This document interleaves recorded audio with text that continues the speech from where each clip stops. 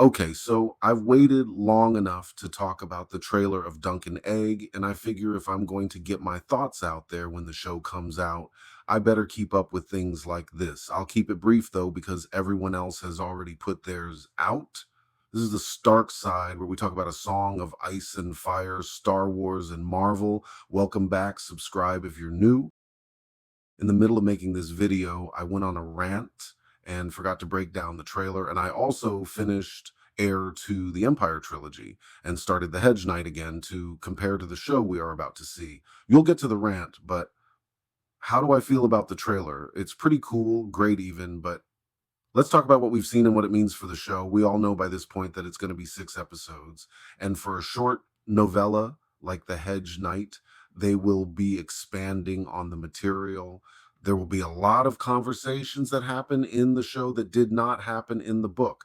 Now, what that means is that we are at the mercy of the writers to do right by us. What they've shown us in the trailer is most of the exciting moments from the book, which means that what we haven't seen is a lot of exposition and writing that could or could not be good. I'm hopeful. We're always hopeful on this channel, but I did want to point that out. The puppet show is a bigger production than we got in the books, and they didn't do Serwyn in the books either. He was mentioned, which is why I think we got a glimpse of it, but we'll probably see a few shows from them as Dunk strolls through the grounds of the tourney. Arion's hair should be longer, but I think we assume that because of the graphic novel and how most Targaryen like to wear their hair, but the short hair was a choice, and we'll see how we all like it. Mikar is the youngest of Darren's kids, but with his all silvery Targaryen hair, he's always looked older in the artwork depictions, and I'm kind of glad he and Balon look like the youngest and oldest of the king's kids. Talking about Balan's kids, when they show Valar, it's in a spoiler scene if you know the book. So I wonder how big a part of the show he is, since that's the only scene they chose to show him in the trailer. He's supposed to be jousting a bunch in the early part of the series. So I assume that there would be more scenes where we can see him doing something else. Maybe they just like the fire on him. Egg is kind of perfect so far, kind of how you picture him in the story.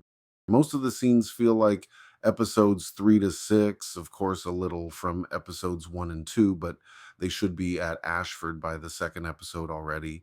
By the third, we'll probably see the Aryan conflict at the end. Then in the fourth, it's the meeting with Baelor to ask again, how good a knight are you? By the fifth, they have assembled their seven. That's probably when they actually melee takes places. And then the sixth episode has the wrap up, the convo with Makar and blah, blah, blah to finish up. Hopefully, if you've read the books, that makes perfect sense to you. And if you haven't read the books, it spoils nothing. Overall, I think it'll go well, but what do I know? Now, it is true that we won't be as serious in this version of Westeros as we normally are, but I know we all recognize the parts of the other two shows where they were trying to be funny. When I was 12, I milked my eel into a pot of turtle stew. I flogged the one-eyed snake. I skinned my sausage. I made the bald man cry into the turtle stew, which I do believe my sister ate. At least I hope she did. It doesn't have to be terribly different from the other two shows, though. The material is lighter, yes, but the tone of the shows can be roughly the same without people expecting this one to be comedic. I do think this show is important for setting up the Westeros multiverse, as I think we are all starting to call it. And we should view it as such. Now, the elephant in the room is that they are setting up a multiverse of sorts, and you either love it or hate it. I'm excited for more shows, but I'm worried about going past the winds of winter because, in my mind, that was going to be the end of the universe as the creator intended it. It's slightly different from my other favorite franchise this potential universe is being compared to, which are Marvel and Star Wars, but very much the same to appease those of you with that view. So, how is it the same IP that is very popular, licensed or purchased by a corporate entity will always pursue continuous profit to prolong the popularity of said IP? I just made that jargon up, but what it means is that when Disney purchased Lucasfilm, in no way did they only plan to make three more movies and call it quits. Same with Marvel. After the success of Iron Man, Kevin Feige didn't stop planning after Infinity War and Endgame. So HBO and either Netflix and Paramount won't stop either, and HBO announcing all the shows was to bolster their value before a sale. Nothing more, in my opinion. Following these three franchises for a while, you can't convince me right now in 2026 that the entire slate of Game of Thrones spin-offs will be made throughout the next few years. Now, saying that, they'll probably make them all, and I will watch them. I just feel there is plenty of material to cover without going past the book that they've already gone past that isn't finished. Dunk and Egg was the safe bet, but can explain many things that we will get to in the future. Serwyn of the Mirror Shield and the Blackfire Rebellions are the obvious ones. And if you don't know what those are, I'll answer any questions in the comments or make a new video. But this explanation is coming late and also assumes that you just like hearing more about this universe. But in addition to those events that might get talked about enough in Dunk and Egg to create interest in making another spin-off, a Summer Hall show would be interesting to me. Of course, ending with Rhaegar's birth. But that would be an adult Dunk and Egg and bring all the prophecy stuff in the book and potentially the series full circle. I've heard that a Blackfire specific show might not be interesting to some people, and I don't disagree. Seeing all five play out over 5 seasons or something like that wouldn't be as interesting. I do think, though, that say we get flashbacks of the first rebellion in season 1 of Night of the Seven Kingdoms, and then we get the second in season 3 of the show.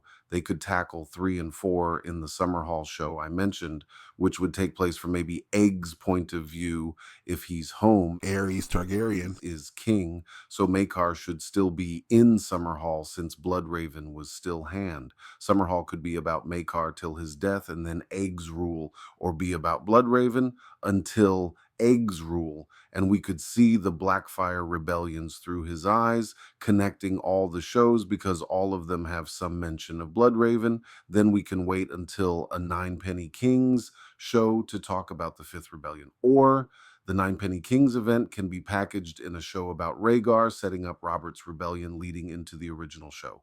If we want more shows, we can go back, see Aenar and Daenerys leave Valeria before the Doom and set up on Dragonstone. If you don't want to see a show about the conquest, can we get one about the Sons of the Dragon, Aenys and Maegor?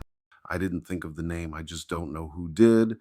Officially, they are developing a conquest story, but nothing official for his sons. Of course, that show could mention the brothers, but who knows what it will actually cover. We could get historical stuff like Florian and John Quill. Jay Harris should have his own show.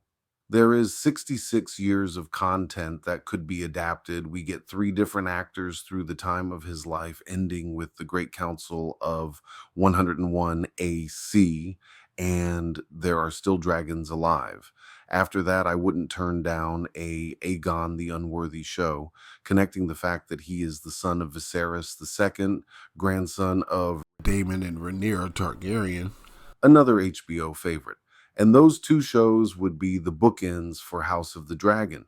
What I don't want is for them to do a Jon Snow show or an Arya show or anything after the Game of Thrones time period show, because the book isn't done.